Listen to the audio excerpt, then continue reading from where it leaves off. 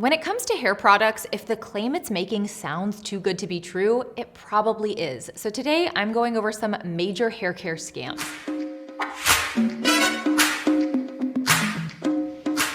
I'm Dr. Sam Ellis, and I'm a board-certified dermatologist in Northern California, and I'm here to help you understand your skin and hair and find products that work for you. So if that sounds good, give this video a thumbs up and don't forget to subscribe to the channel. I wanted to do a video on hair product scams and what to avoid because I feel like when it comes to hair, whether it's losing your hair or having damaged or frizzy hair, we feel a bit desperate to fix that, and that's gonna make us more susceptible to falling for these scams. Number one, you need to be wary of any hair product or intervention that states it's going to make a big impact on your hair quickly. For example, if it's claiming super fast hair growth or getting rid of your split ends, when you are treating your hair, it is a long process and it doesn't tend to respond to anything fast. You have to remember your hair is dead. As soon as it grows outside of your scalp, it's not a living thing. So aside from things to smooth your hair and repair some of the broken bonds, which thank goodness we have bond repair products now, there's not a lot to be done about the hair that already exists here. When I'm thinking about really meaningful interventions that you can do for your hair, it starts at the root and we have to allow that hair to grow out in a healthy way. So if you're seeing before and afters of like 1 month later and someone's hair is 6 inches longer, you cannot believe that kind of thing. Another hair care scam that I see come up time and time again is products that claim to repair split ends. Once a hair splits at the end, it is permanently damaged. There are products you can use to temporarily seal that split end back together, but as soon as you wash your hair, it's splitting right back open. I actually made a whole video dedicated to split ends because I don't think all products that help your split ends are bad ones, especially if you're looking for temporary improvements, but you just need to understand the limitations of products like that. Ultimately, if you really want to repair a split end, you just need to cut it off. Okay, next scam, and I think people are really gonna come for me on this one, so I'm a little nervous to say this, but promoting any type of rosemary oil, castor oil, or rice water to grow your hair. I would say at best, there's strong anecdotal evidence for these things, but if you look at the scientific literature, these oils don't really seem to help. I feel like these types of interventions are sort of like a cover-up or a way to buy time as your hair naturally starts to regrow. Most people are not using these to treat a condition called androgenetic alopecia or female or male pattern hair loss. A lot of people turn to things like rosemary oil and castor oil after they have a big shedding event in their life. For example, after childbirth or a big physical stressor or emotional stressor, several months later, you will have something called telogen effluvium, in which you will lose a lot of hair very quickly. Now, that is not a permanent hair loss. Your body will naturally start to regrow that hair and stop shedding over the course of a year. But I also find that is the timeline when people are reaching for rosemary oil or castor oil to regrow their hair. And yes, they are applying it, and yes, their hair is regrowing, but it's unlikely to be from the oil itself and much more likely to be due to your natural physiologic processes. I can just tell this is going to be controversial though, so if you have experiences with rosemary oil or rice water or castor oil being good or bad, helpful or not, let us know in the comments. But I definitely feel like I had to acknowledge that scam, if you will, because I treat so much hair loss in my clinic and I have so many patients who come to me who've been trying these at-home natural remedies and seeing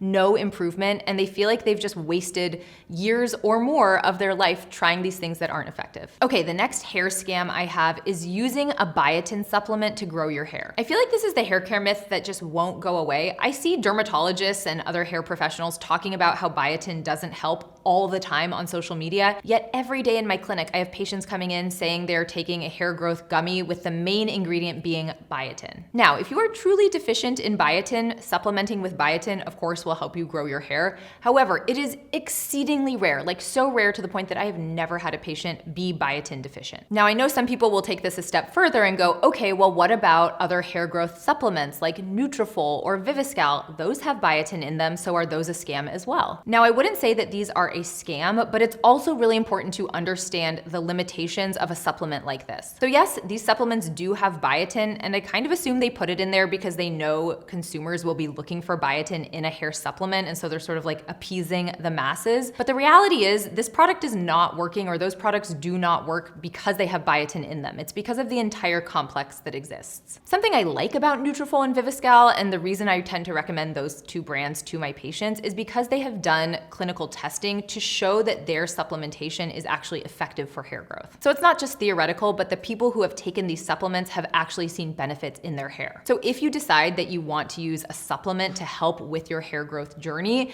you want to make sure you're choosing from a brand that has clinical data to support their claims. And something else that's important to know about biotin is that higher levels of biotin can induce acne in some people. I've had so many patients over the years who come in with acne and I'm like, what are you taking? And they're like, I'm not taking anything. And then I'm like, are you taking a supplement? They're like, oh yes.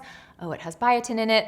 Bingo. Also, high levels of biotin can affect certain blood tests. So when we're screening someone for thyroid disease or when we're screening someone for a heart attack, it can alter those laboratory levels. If you have hypo or hyperthyroid or you're being screened for that, I would encourage you to stop any supplement that contains biotin at least 72 hours ahead of time. And while we're on the topic of taking a supplement for your hair growth, I think a lot of people wonder, well, if I'm taking a supplement or whether I'm taking a medication, do I need to be on this forever? And what I tell my patients is, if you are treating female or male pattern hair loss, so that slow, progressive hair thinning that happens over a lifetime, yes, if it's helping that, you need to stay on that medication or on that supplement. However, supplements like Nutrafol and Viviscal can also be helpful for things like telogen effluvium, so temporary short-term hair loss.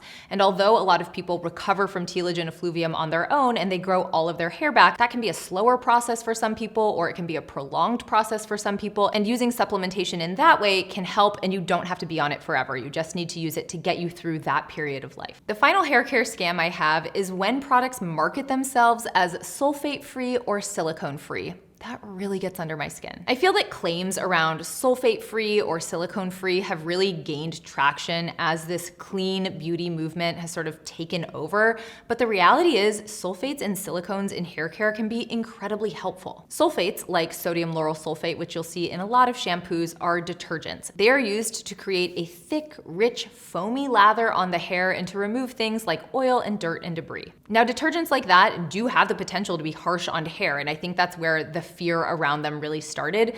But with shampoo formulations, you're not just using a detergent, you're adding other ingredients in there that are going to help support the hair and support that cleansing process so it's not so stripping and drying. And I would say the main problem that comes with using exclusively sulfate-free shampoos is you run the risk of developing a buildup on the hair shaft or on the scalp, which can kind of make your hair look dull or drab, make your scalp more greasy, or even more inflamed. So to be honest, I never really look for sulfate-free products when it comes to cleansing my hair.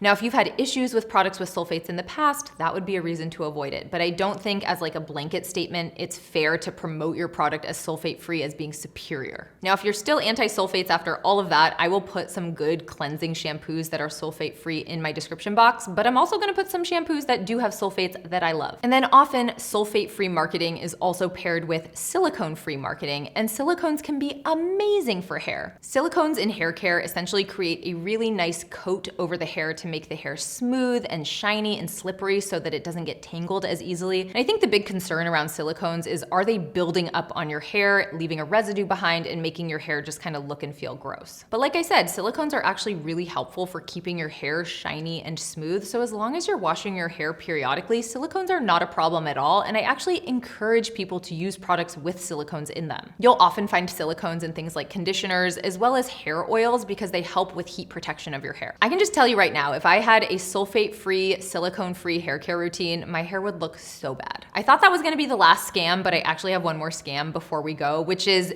deep conditioners. A deep conditioner or a hair mask is basically the exact same thing as a normal conditioner. They have the same ingredients, you essentially use them the same way, and you can expect the exact same hair outcome when you use it on your hair. So if people are investing in their hair care, I generally don't think you need to invest in a hair care mask if you're already using a conditioner and leaving it in for a good amount of time. That being said, I do have some hair care masks in my routine. I don't expect them to do anything different than my conditioner, but sometimes I just like a thicker texture. I feel like it's easier to keep in my hair or let it sit in my hair while I do the rest of my shower. But if I'm using a deep conditioner, I'm really not expecting a different result than if I was using a mask or if I was doing a regular conditioning treatment. Do you have any hair care scams that you want to add? Let us know in the comments. Thank you for being here. Don't forget to like this video and subscribe to the channel, and I'll see you next time.